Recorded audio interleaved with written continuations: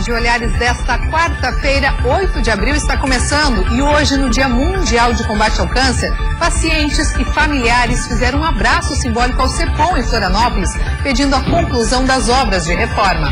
Não existe idade para estar conectado. Vamos ver que cresce o interesse de idosos por cursos para entender e explorar o tão famoso mundo virtual. E ainda vamos mostrar que tem faculdade específica também para quem passou dos 50 anos. Se você tem interesse em renovar conhecimentos, fique ligado aqui no Olhares. E tem ainda um alerta para quem fica muito tempo em frente ao computador. O uso constante pode prejudicar a saúde dos olhos. Descoberta aqui no estado a menor orquídea já identificada, Karina, no mundo. Que descoberta, né? Isso mesmo, ela tem menos de 0,5 milímetro. E a gente vai mostrar daqui a pouquinho. Fique com a gente que Olhares vai até às 2 horas da tarde e está só começando.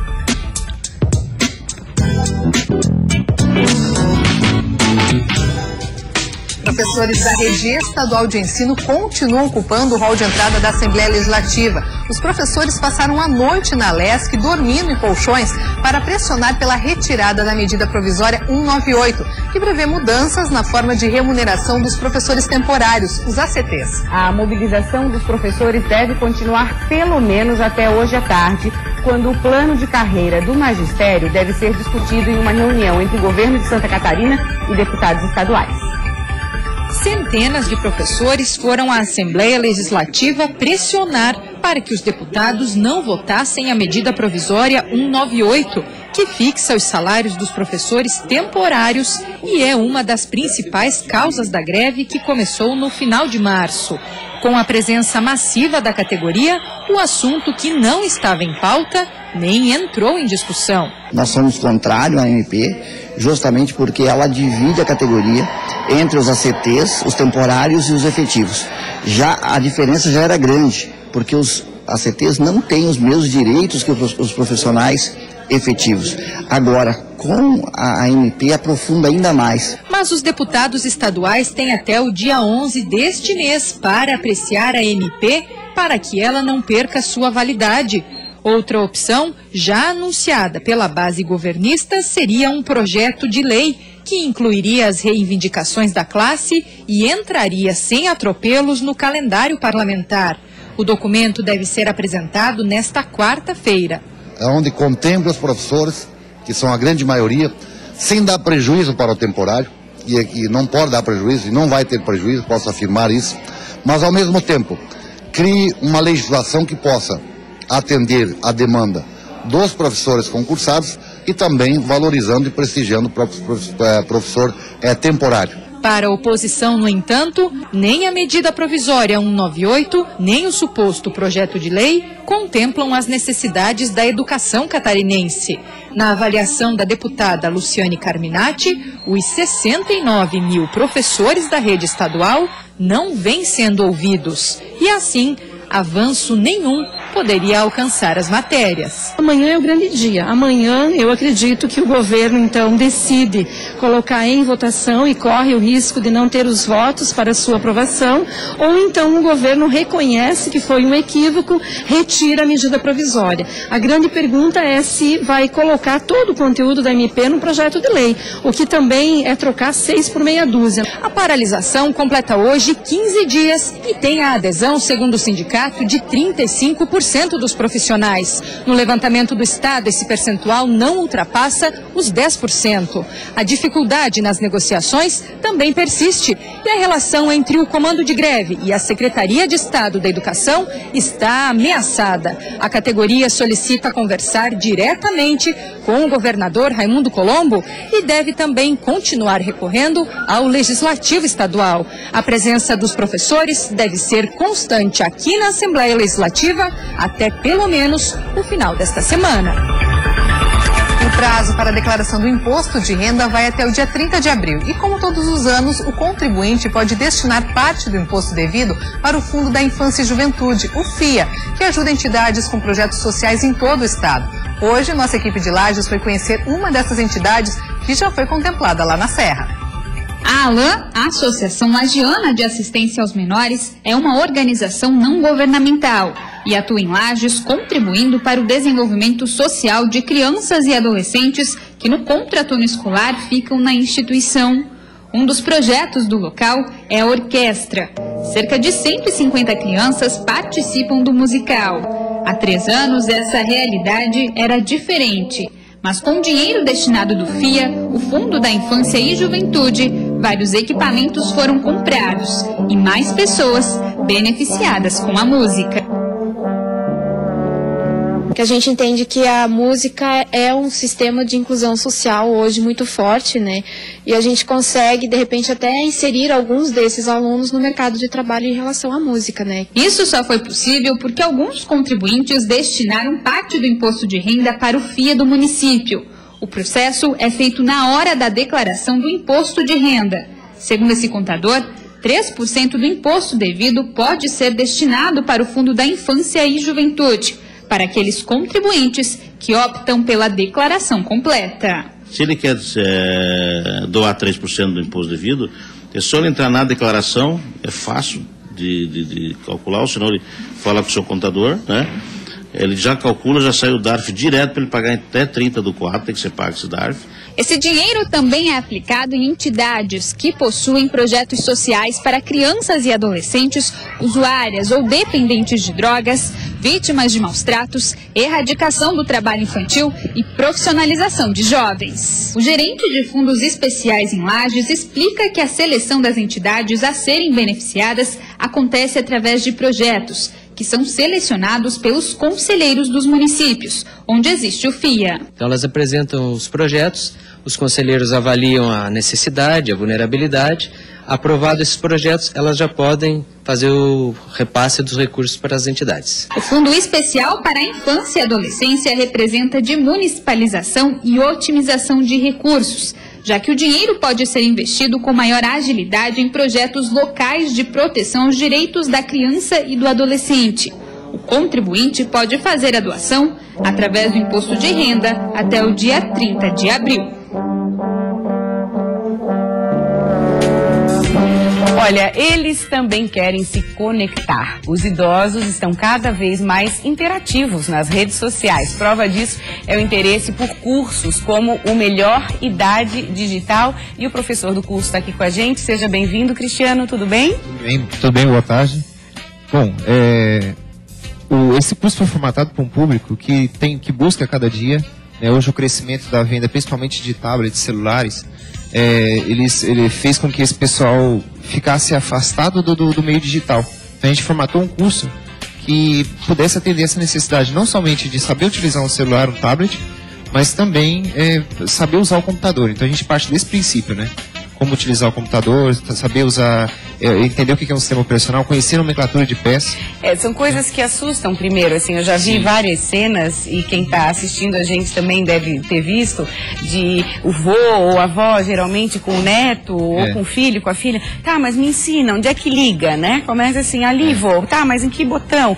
Não vô, ali, aí o neto ou a neta já vão ali e ligam, assim, não tem muita paciência em casa, até porque essas crianças de hoje já nascem sabendo. Já nasceram nessa era, né? E aí o curso vem para ensinar para essas pessoas. Para capacitar. O pessoal que procura a gente mais, eles trazem essa proposta para nós. Eles falam que em casa o filho não tem paciência, o neto não tem paciência, não sabe ensinar o porquê. Fala que tem que clicar ali, mas o porquê daquilo, né? Então o que a gente quer passar é dar essa ideia para ele, né? Ele clica ali porque faz isso, tal. Isso pode dar uma ajuda para ele depois no celular. Então a gente tenta mostrar desde o início, então como usar a internet para fins pessoais, para acessar, por exemplo, para usar a rede social, que é a procura deles, né? Eles podem estar entrando em contato com pessoas que eles já perderam contato há longos anos. Isso é fantástico. Quantas janelas se abrem, quantas possibilidades, né?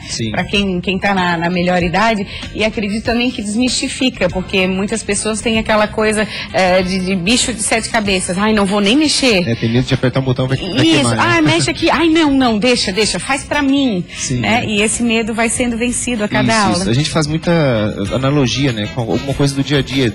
O pessoal, eu costumo fazer um exemplo de quem vai dirigir a primeira vez, né? A primeira vez que você entra na frente de um carro e vê aquela tanta informação para poder memorizar, para poder dirigir, assusta. A gente sua frio, assim. É isso. E o computador traz isso para o pessoal que não é da área, não é do meio digital. né? Não veio, não nasceu nessa era digital. Então a gente tenta mostrar que a coisa vai se construindo aos poucos, né? Da mesma forma que aquela pessoa naquele dia teve aquela dificuldade para dirigir e hoje ela dirige e nem percebe o que está fazendo, o computador vai trazer isso para ele, proporcionar isso, né? Gradativamente. Interessante. E aí já vai no automático depois. Isso, depois automático. E se eu ia te perguntar, em quanto tempo em média, assim, uma pessoa, vamos dizer, de 68, 70 anos já está pronta, assim, para ter autonomia na frente de um... Vai depender da prática dele, né? Tá. A gente faz o curso para forçar eles a usar direto em casa. Tá. Mas com muita prática, olha, 2 meses já tá muito bem, assim, já tá conseguindo fazer bastante coisa sozinhos. E as descobertas, os relatos deles? Eles trazem muita informação pra gente. Descobrem coisas lá. Apareceu uma janela diferente pra mim, o que eu faço? Eu falo, olha, tem um X, né? Quando não conhece a janela, fecha, por enquanto, até ter o conhecimento. Vai no X. Na dúvida, vai no X. Isso.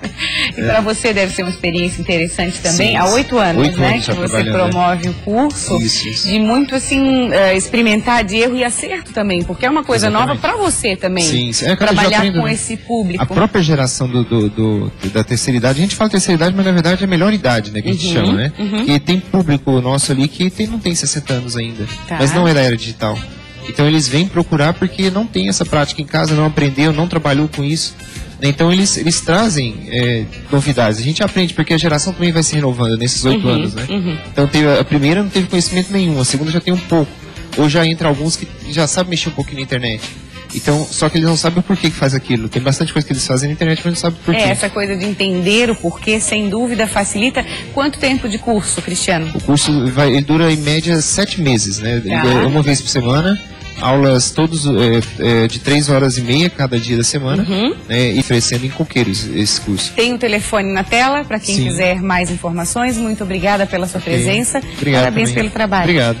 Tem até agora uma faculdade específica também para quem já passou dos 50 anos, né, Tainá? Vamos saber mais. Isso mesmo, Maria Paula. Eu estou aqui com a Ana Mello, ela que é coordenadora desse projeto. A gente já estava aqui batendo um papo, que é um projeto de uma atitude muito bacana, que é criar uma faculdade para as pessoas acima de 50 anos. Ou seja, de repente são pessoas que se aposentaram, que já não estão mais no mercado de trabalho, que perderam aquele ritmo, né, Ana, de todo dia estar numa atividade, fazer alguma coisa e já estão, de repente, mais em casa. E criar essa nova atividade focada para as pessoas acima de 50 anos foi uma ideia que você teve, que eu tenho que te parabenizar, que muito bacana. Nem a Ana esperava que ia dar tão certo, né, Ana? O SISUSC vai implantar esse mês a faculdade para a terceira idade. A gente não quis limitar a idade, então a gente colocou a terceira idade, mas a gente está disposto a aceitar as pessoas, não são ainda consideradas terceira idade, também para participar desse projeto. Porque 50 anos hoje em dia realmente não é. Hoje em dia, eu eu acho que nem 65 anos com a atividade que a gente tem. Só que a gente tem que resgatar justamente isso. Então, trazer essas pessoas que estão afastadas desse meio acadêmico, o SISUSC, então, está oportunizando nesse curso de extensão, criar terças e quintas-feiras, a partir do mês de abril, esse espaço onde que vai ter aula de yoga, de biodança, de comunicação, de computação e inglês. Vai ter palestras, a gente vai fazer passeios, fazer visitas ao museu, cinemas, trilhas, para realmente colocar essas pessoas de novo ativa, num espaço onde que vai ser muito acolhedor, que a gente vai receber, dando oportunidade dessas pessoas realmente criarem vínculos de novo com amigos, com a rede social, se colocando mais presente, melhorando sua qualidade de vida, que é isso que a gente quer, que as pessoas realmente voltem a ser ativas e felizes em um convívio social. Sim, Ana, como é que surgiu essa ideia? Vocês perceberam uma demanda no mercado? Olha, para ser bem sincera, esse projeto, eu vi que não tinha muita atividade para pessoa de terceira idade, mas a gente realmente não previa que o sucesso fosse tão grande, que a demanda de procuras tem sido muito gratificante. Estou muito feliz. Nessa quinta-feira agora, dia 9, eu vou... Amanhã, dia 9, às 2 da tarde no SISUSC, vai ter uma aula aberta, onde que a gente vai receber as pessoas, eu vou explicar o projeto e vou fazer uma aula prática mesmo. E a gente vai mostrar onde que vai ser as salas e receber essas pessoas para responder todas as perguntas que elas tenham, qualquer dúvida para participar desse projeto. Você falou de biodança, de yoga, eu acho que são atividades que às vezes a gente, até os jovens mesmo, às vezes não fazem tanta atividade física, e isso eu achei sensacional, porque a gente quando fala em faculdade, acha que vai sentar numa cadeira e vai estudar de novo. E não é bem isso, é para movimentar o corpo. Exatamente, a gente quer resgatar a qualidade de vida, qualidade vital, que as pessoas estejam prontas até voltar à produtividade. Então, esse primeiro projeto que vai ser piloto, que são de 2 meses e meio, a gente vai fazer com que essas pessoas voltem a se sentir ativos, bonitos, coerentes e socialmente... E a atividade física para isso então, é a gente primordial. está procurando, então, resgatar a vitalidade dessas pessoas para estarem de novo na sociedade ativamente. Sim, a gente estava aqui num bate-papo antes com a Maria Paula, eles estavam falando de redes sociais e vocês têm também computação. Como é que vai funcionar? Ela estava me falando que os alunos que entrarem já vão começar a interagir também de uma forma social, por rede, como é que Sim, o objetivo da comunicação, do computação, é exatamente inserir nas redes sociais. Por quê? Hoje em dia, a comunicação é muito importante e é muito rápida.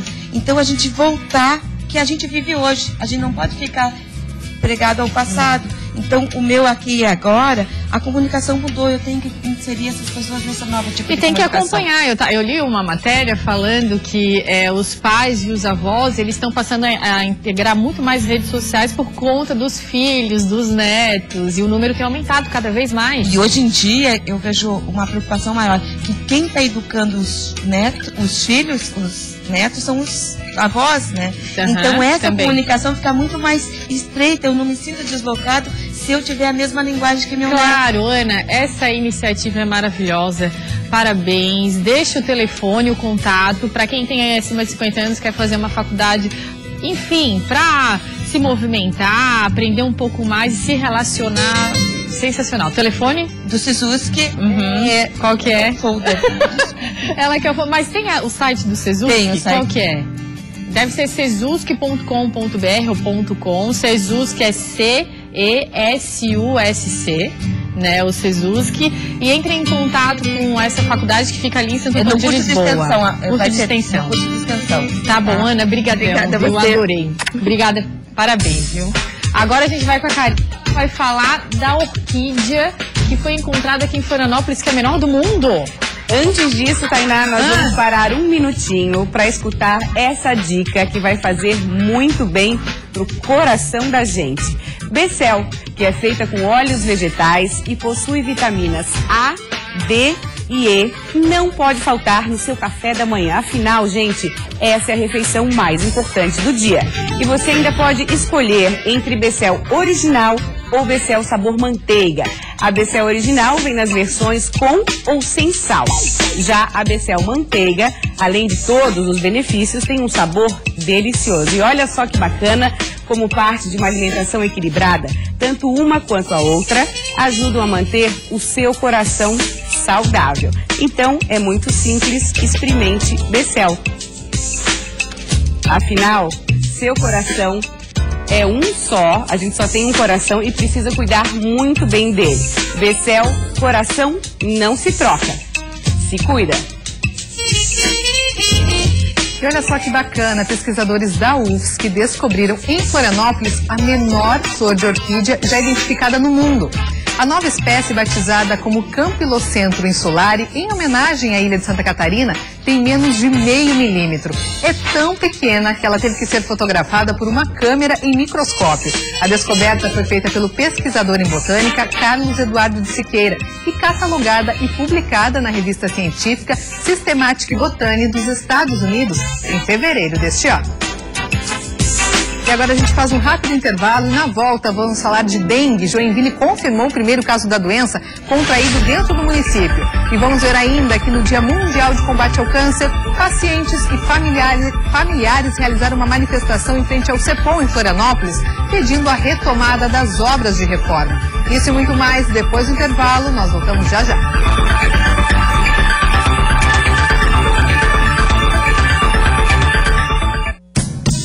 Olhares. Oferecimento. 1h20 29 minutos, estamos de volta para falar da previsão do tempo para essa tarde de quarta-feira. Vamos dar uma olhadinha no nosso mapa? Na Serra, onde o dia começou com mínima de 8 graus e teve até geada em alguns pontos, agora à tarde os termômetros não passam dos 19 graus. No norte e no sul do estado, os termômetros chegam aos 25 graus. Mas na região norte, a nebulosidade aumenta e pode chover no final do dia. No oeste, no Vale do Itajaí, o sol aparece entre nuvens e a máxima chega aos 24. Já na Grande Florianópolis, o sol aparece em alguns períodos, mas com chance de chuva a qualquer momento. A temperatura máxima chega aos 24 graus. Você alguma vez já teve irritação ou sentiu os olhos secos e dor de cabeça após um longo período em frente ao computador? Nesse caso, você precisa moderar o uso desse equipamento. Segundo especialistas, a exposição exagerada à tela do computador pode ser prejudicial à saúde dos olhos. Em frente à tela, a concentração e distração são tantas que as horas passam despercebidas. E nessa rotina, os olhos, que tão atentamente observam as informações, podem estar sendo prejudicados. Apesar de, segundo os especialistas, o uso do computador não afetar diretamente os graus de visão, quem costuma passar muito tempo em frente ao monitor pode desenvolver sintomas incômodos ou ainda agravar problemas já existentes. De acordo com esse oftalmologista, a principal doença chama-se síndrome visual do computador e é percebida por alguns sintomas. Nada ficou comprovado de que esses raios prejudicam a visão, mas é necessário, que se tenha uma postura correta na frente do computador para que não provoque sintomas. Essa síndrome, ela se manifesta principalmente pela dor de cabeça, pela dor nos olhos, pela ardência nos olhos e também por um ressecamento, Isso se deve, ao uso do computador. O tempo limite para a permanência saudável em frente ao monitor não existe, mas moderação é o recomendado. Em casos onde não há como deixar o uso frequente de lado, algumas orientações podem ser seguidas. As medidas são bem simples, A primeira é que não apareça nenhum reflexo na tela do computador, porque esse reflexo ele causa cansaço nos olhos, que o músculo se obriga a trabalhar mais. Em segundo lugar, é necessário que a pessoa use o computador na posição adequada, ou seja, ele não pode ficar muito acima, a tela não pode ficar muito erguida, os olhos têm que olhar um pouquinho para baixo para trabalharem numa posição um pouco mais confortável. Em terceiro lugar, como é muito conhecido, que os olhos piscam menos quando estão usando o computador, e é necessário, às vezes, usar lubrificantes oculares. E no Dia Mundial de Combate ao Câncer, pacientes e familiares do Centro de Pesquisa Oncológica, o CEPOM, realizaram uma manifestação em frente ao complexo no bairro Itacurubi, em Florianópolis. Eles pedem a retomada imediata da última etapa das obras de reforma, que estão paradas devido à falta de repasse de verbas do governo. Ailton não tem câncer, mas sofre na pele as consequências da doença. Ele acompanha o tratamento da esposa, que há pouco tempo passou por uma situação bastante delicada. Minha esposa fez uma cirurgia aqui, foi muito bem tratada, foi um tratamento muito especial, mas teve uma complicação pós-cirúrgico. Eu passei uma noite rezando pela falta da UTI. Ela teve que sair daqui e ir para a UTI do HU, quase morrendo. Você vê a necessidade da UTI, a necessidade e a importância da UTI aqui. E é justamente para evitar que mais pacientes com câncer passem por essa situação que familiares, pacientes e funcionários do CEPOM realizaram um abraço coletivo para marcar o Dia Mundial de Combate ao Câncer. A manifestação, organizada pela Associação de Amigos e Pacientes de Câncer de Santa Catarina, cobra a conclusão das obras do complexo, iniciadas há 16 anos. Nós precisamos do centro cirúrgico aqui, não tem como, não tem o porquê a gente ir para outros hospitais que já está tão difícil o atendimento e nós com imunidade baixa, com todas as intercorrências que a gente já tem ainda sair daqui e ter que ir para outro hospital ainda para ter acesso ao atendimento que é necessário. Essa obra é fundamental para aqueles pacientes que precisam ser operados de uma maneira rápida, com a possibilidade de entre a cura e a não cura. Quando descobriu o câncer há 5 anos, João não imaginava que, além de lutar contra a doença, teria que lutar também pelo direito de receber um tratamento digno. A gente está lutando contra a doença e tem que lutar pela conclusão de um hospital que está em obras há 16 anos. Hoje, Dia Mundial de Combate ao Câncer, essas obras. E essa vez agora não é por falta de recursos. Esperamos sensibilizar os senhores da diretoria executiva da FAES para que revejam esses pontos de vista deles, para que entendam que atrás de cada papel que chega na mão deles tem um paciente, tem uma história de vida, tem uma pessoa que pode até morrer. É isso que a gente quer sensibilizar. Um pedaço de terra não pode valer uma vida, não pode. 10 leitos e 4 salas de cirurgias estavam sendo construídas, mas foram paralisadas no começo do mês por causa de um entrave burocrático. O terreno onde hoje está erguido o complexo oncológico foi doado pelo governo do estado para a FAES em 2006. E para receber os recursos financeiros do BNDES e terminar as obras, o terreno precisa voltar à posse do governo do estado. No total, os recursos disponíveis para as obras chegam aos 16 milhões de reais. Iniciada em 1999, da construção, faltam apenas a UTI e o Centro Cirúrgico de Alta Complexidade, alas indispensáveis ao tratamento dos pacientes de câncer. Em nota, o secretário da Saúde de Santa Catarina, João Paulo Kleinwin, informou que está negociando há 2 meses com a FAES a reversão do terreno do CEPOM feita em 2007 para a Fundação. Ele afirma que acredita no bom senso da diretoria da FAES e nos apelos da sociedade para que este impasse se resolva o mais rápido possível e que ainda neste ano os trabalhos de ampliação do CEPOM estejam concluídos. É com você, Maria.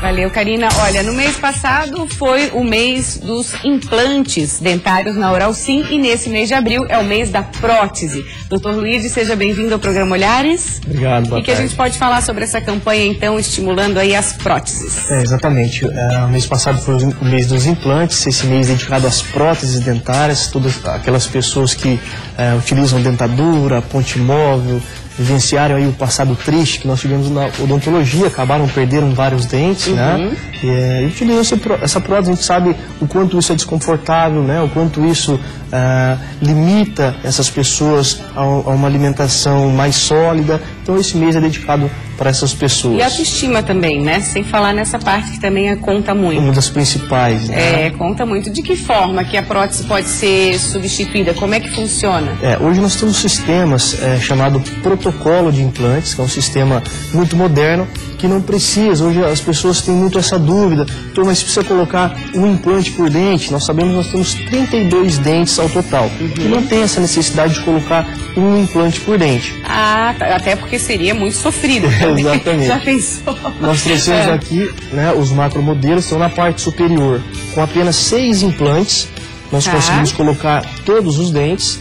E na parte inferior, em virtude dessa arcada ser um pouco menor, nós conseguimos colocar a prótese em cima apenas de 4 implantes. 6 em cima e 4 embaixo. Exatamente. Então a pessoa que vivencia uma situação como essa, tem dentadura em cima e embaixo, com apenas 10 implantes, a gente já consegue devolver todos os dentes de uma forma fixa e com resultado estético muito satisfatório. Que bacana. E aquela cena clássica da pessoa mordendo a maçã fica garantida, assim. Fica com o protocolo, com certeza. Tá bom. Muito obrigada pela sua vinda aqui e até quarta que vem. Eu que agradeço. A gente continua com a Karina agora.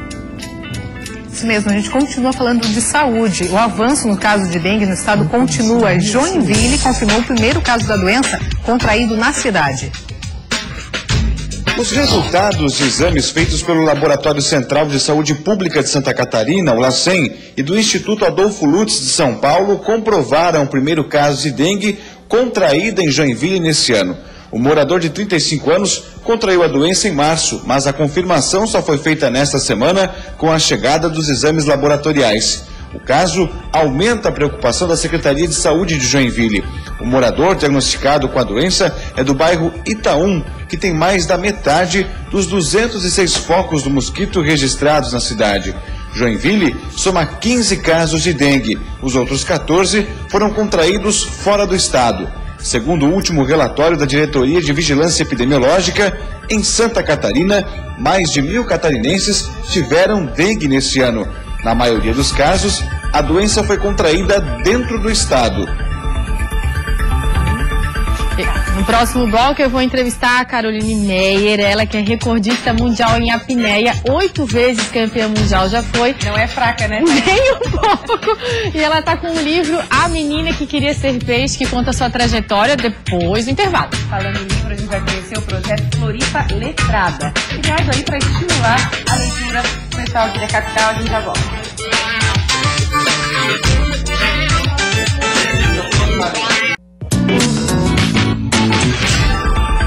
Estamos de volta com uma boa notícia para os moradores do oeste do estado. O governo federal e estadual anunciaram a liberação de 35 milhões de reais para as obras iniciais de ampliação do aeroporto de Chapecó. A confirmação da liberação de 35 milhões de reais, que são recursos iniciais, veio após uma audiência pública em Brasília com o ministro da Aviação Civil e representantes do governo catarinense. O projeto final para ampliação do terminal de passageiros e o local destinado para o estacionamento das aeronaves deverá ser apresentado até o final do mês para a Secretaria Nacional de Aviação. Após esse processo, deverá iniciar a licitação. O terminal também vai receber instrumentos para reduzir os problemas de pousos e decolagens por causa de condições climáticas. O aeroporto Serafinos Bertazzo é um dos mais importantes terminais do interior do país. Por mês, cerca de 40 mil pessoas passam pelo local. Foram 22 dias em alto mar e finalmente a equipe feminina que disputa a Volvo Ocean Race chegou a Itajaí. O único barco só de mulheres foi recebido ontem pelo público com uma bela festa. A cor magenta, pink ou melhor, o rosa, estava presente em cada detalhe. Nos balões, nas roupas do público e até na fumaça que saudou as competidoras. A equipe do Team SCA foi recebida com muita festa. Uma festa especial, já que elas fazem parte da única equipe feminina da competição. Algo que não acontece há 12 anos. E na chegada à Vila da Regata uma surpresa. Ou nem tanto assim, já que a holandesa Caroline, ou Carolina, é quase uma brasileira. Segundo ela, estar enrolado na bandeira do Brasil é apenas um gesto de carinho pelo acolhimento de nosso país. Que é uma coisa muito especial para a gente. Eu tentei explicar isso para as outras meninas no barco, que a recepção que a gente vai ter em Itajaí não vai ser a mesma em qualquer outro lugar. Depois de 22 dias em alto mar, nada melhor do que receber esse carinho, coisa que os brasileiros têm de sobra. O abraço da família também é muito importante e dá a motivação para continuar até junho, quando encerra a Volvo Ocean Race. Mas não pense você que só porque são mulheres tiveram alguma regalia durante essa etapa, a mais difícil da competição, onde muitos acabam ficando pelo caminho. Elas são guerreiras sim, porque, como os outros velejadores, enfrentaram as situações mais adversas, ondas gigantes e um ciclone na Oceania, além de muito frio por causa do gelo dos mares do sul. Além disso, o barco teve problemas. No domingo, bateu em um obstáculo, o que prejudicou o leme. Todos os problemas relacionados à vida a bordo, não tendo banho durante 25 dias, vivendo tão juntas num espaço tão pequeno, nem são problemas. Um dos técnicos da equipe já esteve em Itajaí.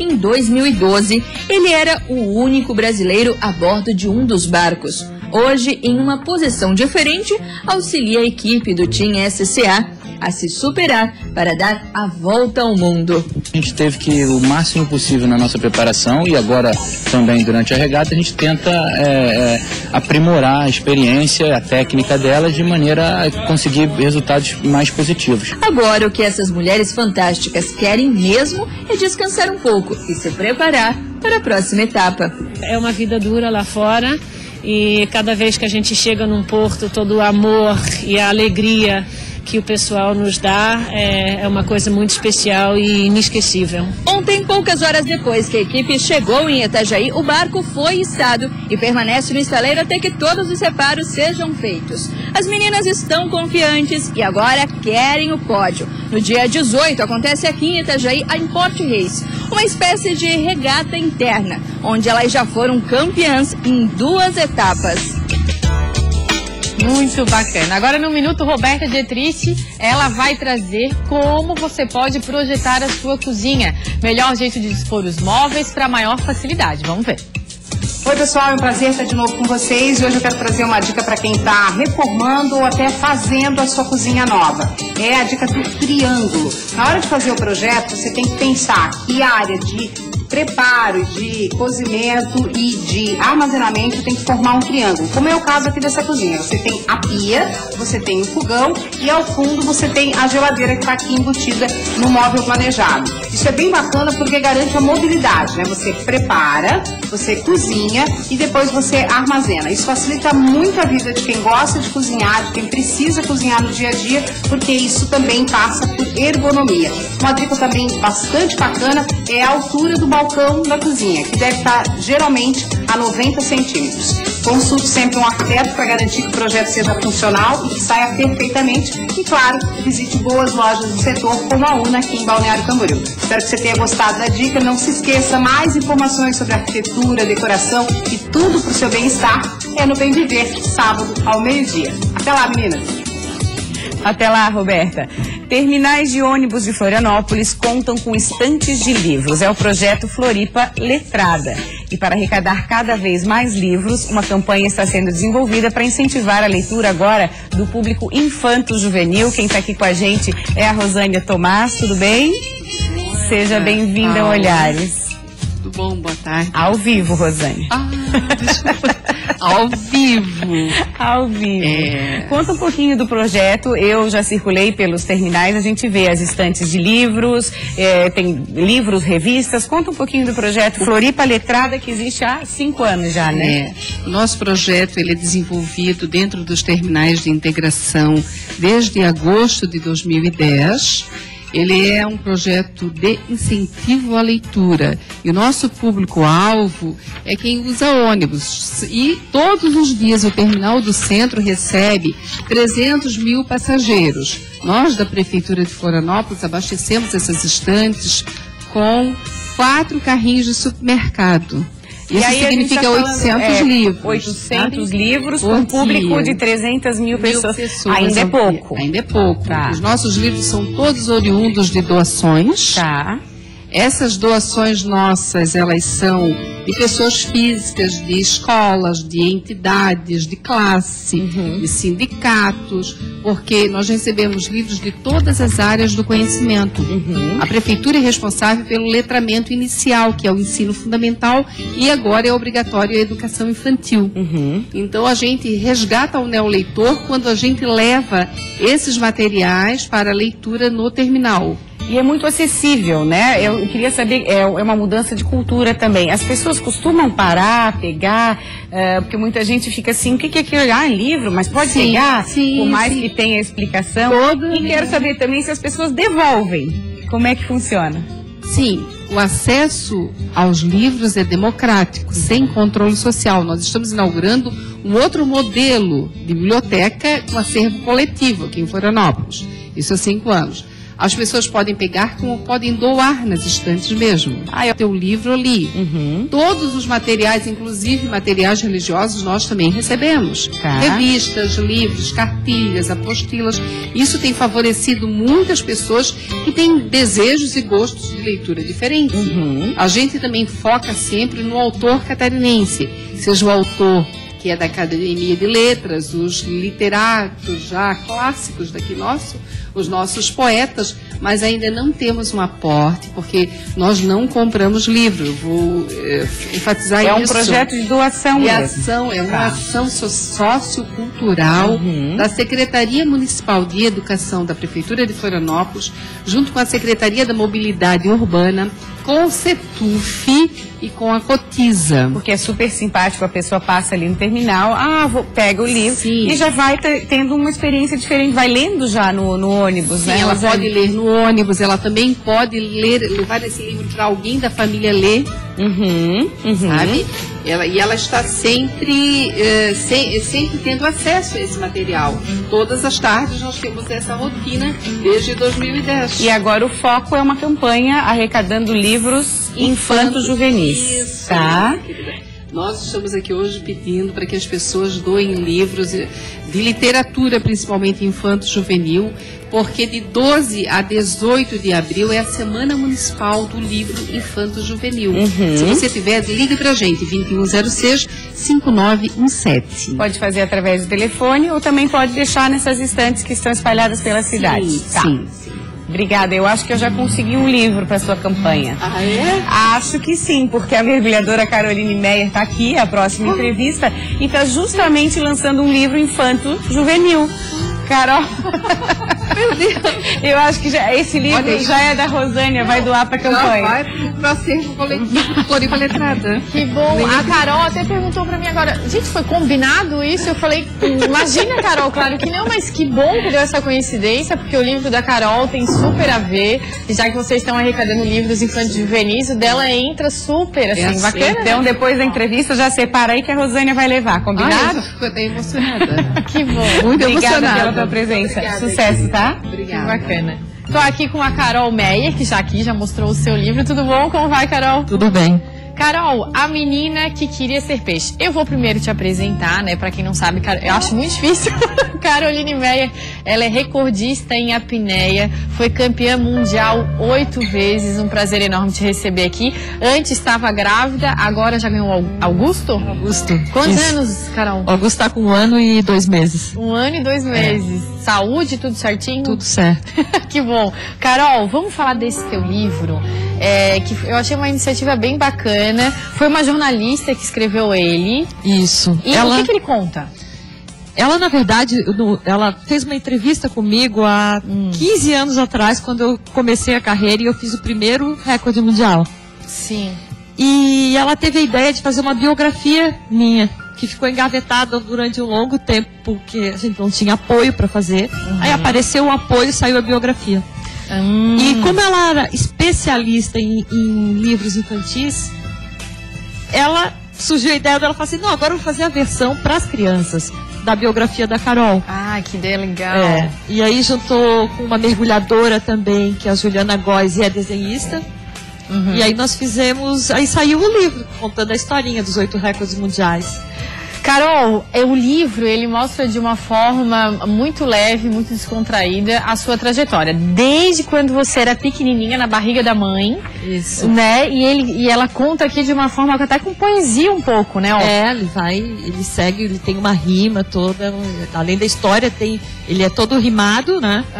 Tem, além da minha história, tem informação sobre os bichos do fundo do mar, os nomes, tem informação de preservação da natureza, tem informação de como mergulhar com segurança. Que isso é muito importante, já que é voltado para o público infantil, vocês tiveram que se preocupar com tudo isso. Com tudo também, para que a mensagem vá além de só uma história do recorde, né, do esporte, mas que esse esporte também é ligado com a preservação da natureza.